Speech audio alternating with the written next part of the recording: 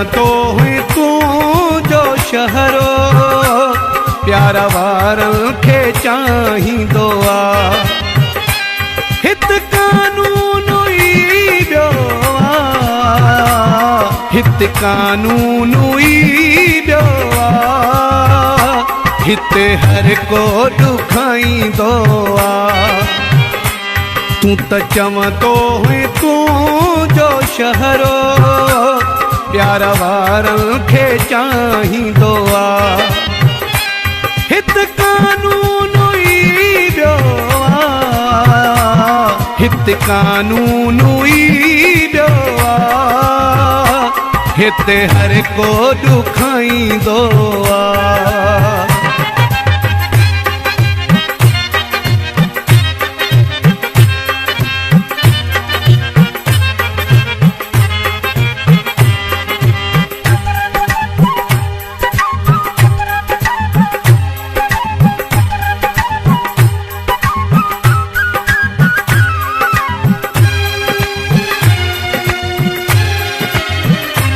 मूं त सोचो तुंहिंजो समझी माण्हू जीअ में जायूं ॾींदा।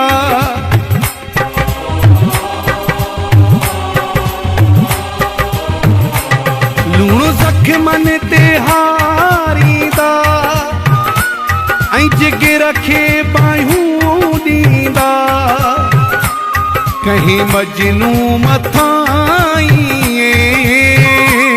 कोई पत्थर वसाईंदो आहे।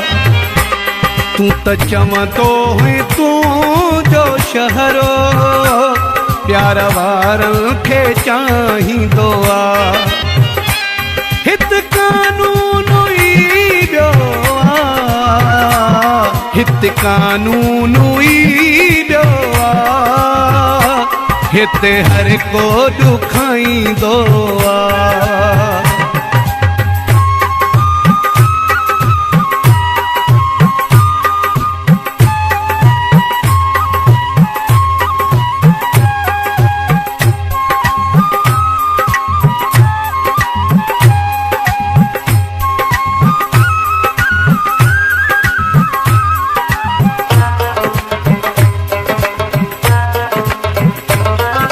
मिलण में नाराज़ी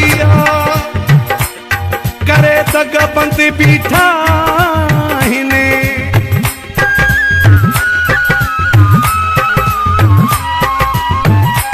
कहिड़े पासे ॾांहुं तो ॾे अचां ही त हर हंधि बीठा आहिनि। इश्क जी हित ख़बर पई आहे कीअं दर दर रुलाईंदो आहे। तूं त चवंदो हुई तूं जो शहरो प्यार वारनि खे चाहींदो आहे। हित कानून ई ॿियो आहे, हित कानून ई ॿियो आहे, हिते हर को ॾुखाईंदो आहे।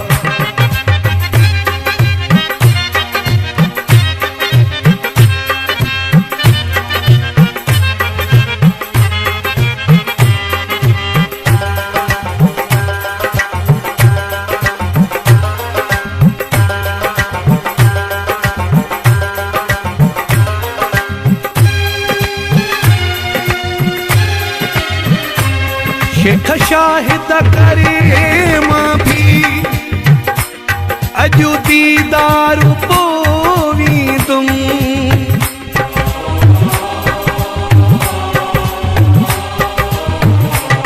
पंजी साबित करे सच्चाई मोटी मायार पोवी तुम।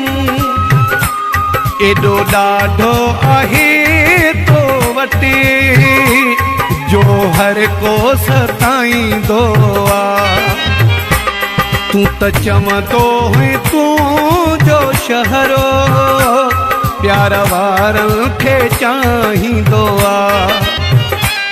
हित कानून ई ॿियो आहे, हित कानून ई ॿियो आ हिते हर को ॾुखाईंदो आ तूं त चवंदो हुई तूं जो शहरो प्यार वारनि खे चाहींदो आ हिते कानून ई ॿियो आ हिते कानून ई ॿियो आ हिते हर को ॾुखाईंदो